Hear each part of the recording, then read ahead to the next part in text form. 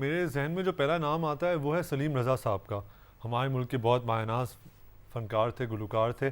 اور یہ جو ایک نعت ہے شاہ مدینہ، جو کہ کافی لوگوں یسرب نے کے والی بالکل سارے تیری در کے سوالی. بالکل ہاں ہاں بالکل یہ جو ہے یہ سلیم رضا صاحب نے 1957 میں ایک فلم بنی تھی نور اسلام، اچھا اس کے اندر انہوں نے یہ پڑھی. اور یہ کافی لوگ نہیں جانتے کہ سلیم رضا صاحب بھی مسیحی تھے، اچھا تو یہ ان کا ایک بہت بڑا کنٹریبیوشن ہے. اور اس سے ہمیں یہ بھی ظاہر ہوتا ہے کہ پاکستان کا جو مسلم کلچر ہے اس میں غیر مسلمان فنکاروں کا کتنا اہم کردار رہا ہے.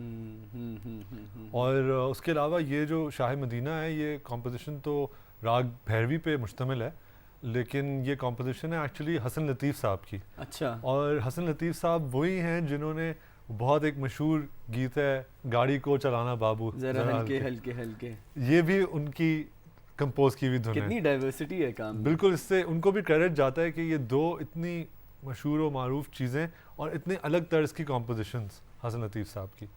بڑی یونیک بات بتائی دانیال آپ نے، میرے بھی علم میں نہیں تھی کہ شاہ مدینہ سلیم رضا صاحب نے پڑھی اور وہ مسیحی تھے. غیر مسلموں کی بات ہو رہی ہے تو حسان ہم نے شاہ مدینہ کی بات کی، سلیم رضا صاحب کی بات کی.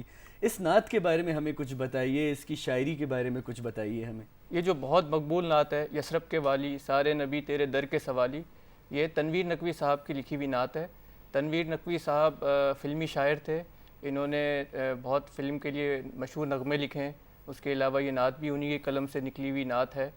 تو اس میں سب سے زیادہ جو اہم بات یہ ہے ہمیں نظر آتی ہے کہ اس نعت کے اندر سادگی بہت ہے. کوئی اس میں ایسا الفاظ نہیں ہے جس کو مشکل لفظ آپ کہہ سکیں. تو یہ بھی اس کی ایک وجہ ہے جو عوام میں اس کو اتنی زیادہ مقبولیت ملی ہے. اس نعت کا ایک بند ہے اور بہت مشہور، بار بار پڑھا جاتا ہے، تیرے لیے ہی دنیا بنی ہے، نیلے فلک کی چادر تنی ہے، تو اگر نہ ہوتا دنیا تھی خالی. یہ جو بند ہے اس کا پس منظر یہ ہے کہ ہمارے اسلامی دینی روایت کا جو ذخیرہ ہے اس میں ایک حدیث قدسی ملتی ہے کہ خدا نے فرمایا کہ لو لاک لما خلقت الافلاق، کہ اے رسول اللہ اگر آپ نہ ہوتے تو میں ان افلاق کو، اس پوری کائنات کو خلق نہیں کرتا. یہ حدیث قدسی جو ہمارے مسلم جو تخیل ہے، مسلمانوں کے تخیل میں خاص طور پہ صوفیہ میں بہت مشہور رہی ہے، اور اس کے اوپر بہت تفکر و تدبر کیا گیا ہے اس حدیث کے اوپر.